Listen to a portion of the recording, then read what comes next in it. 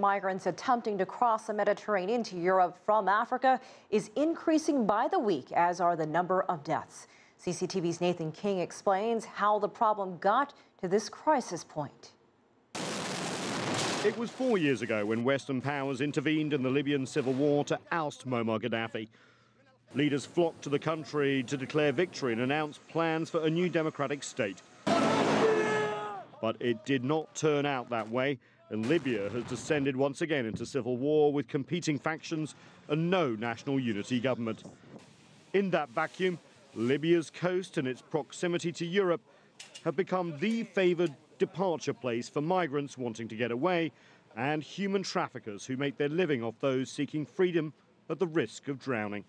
Most of the migrants crossing the Mediterranean Sea from Libyan ports come from outside the country and the region. According to the International Office of Migration, of those who died in the Mediterranean in the first 9 months last year, more than 30% were from sub-Saharan Africa and the Horn of Africa, fleeing conflicts in Somalia and elsewhere.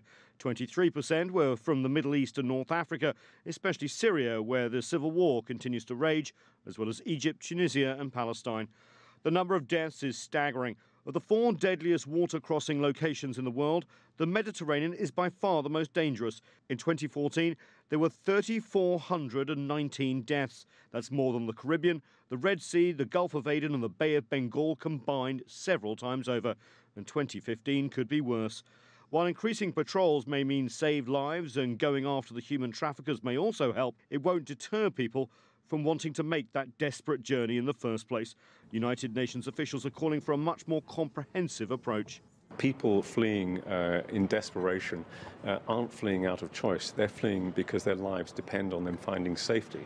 And in those circumstances, you're going to see more people crossing the Mediterranean, more people in need of international protection, in need of proper help. So what does that mean? Well, making sure that Libya has a functioning government that controls who and what leaves its ports, and a regional approach to stem the flow of refugees across the Middle East, North Africa, as well as sub-Saharan Africa.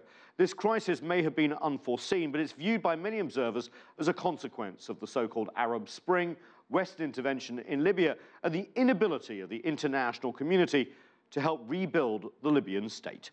Nathan King, CCTV, Washington.